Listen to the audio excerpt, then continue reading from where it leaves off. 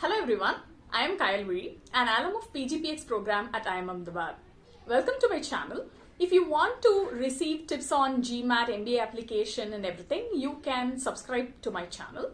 And today's video is going to be the most sought information about online GMAT in the current pandemic scenario. So here are 10 points that you should remember before booking or taking an online GMAT test. The first point is about booking. It costs you $200 to book an online GMAT test, and there is no fee if you had to reschedule it because of the uncertainties going around. So till the previous day of your exam, if you're going to reschedule your GMAT, you're not going to spend any money for it. It is a free rescheduling policy. The second point that you should know about this online GMAT is that you cannot retake the examination. So in this entire period, you're going to take only once the online GMAT examination. Now the question comes, okay, I have taken an online GMAT, it doesn't work, so what should I do? You can schedule a test center GMAT and take it later. So that is point number 2. Point number 3, it does not count the limit. This online GMAT does not count in the annual limit of GMAT examinations that one can take, right? There is a set limit.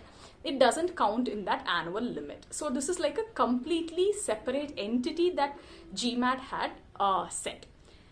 The next point is about how you can send complimentary score reports to any number of colleges you want. So far it has been only 5. When you take in test centers, even now it is only 5 schools that you can send score to.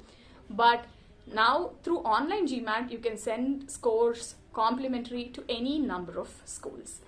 But if you look at, this is about what you need to know before booking your examination. And before taking an examination, few things that you should know are, there is no AWA section in the online GMAT. They wanted to get quickly rolling in terms of online GMAT, and so they haven't introduced the AWA part. So that is another thing. If in a test center, you would be able to choose which order you specifically have to take the different sections of GMAT in. But in an online test, you don't have that luxury. You have to go by this order of quant, verbal, and then IR, right? So there is no break that you can take, like 8 minutes break, which is usually in the test center. That you cannot generally take between quant and verbal, but you can definitely take a break after verbal before the IR section. So this is about the breaks.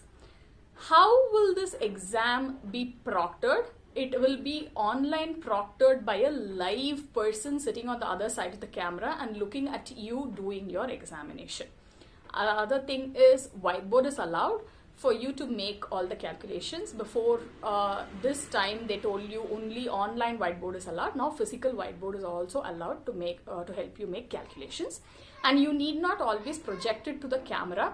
You can keep it down. If it is a clear whiteboard, first show it to them, and then you can keep it down and start making all your rough work in that whiteboard. It need not be always visible to the proctor. And then there is a facility, because most of us, the concern what people have while they're taking the online GMAT test is my system compatible enough to take the online GMAT? So if you have a doubt like that, you can take a system test, which is in the GMAT website. You can go earlier before and check if your system is perfectly ready for you to take the online GMAT test. Then, the last point I would say is, even in the previous video where I had spoken about the test center GMAT last minute tips, I would have told people reach the center early. The same applies to the online GMAT also. Get everything ready in the place where you have to take the online GMAT test.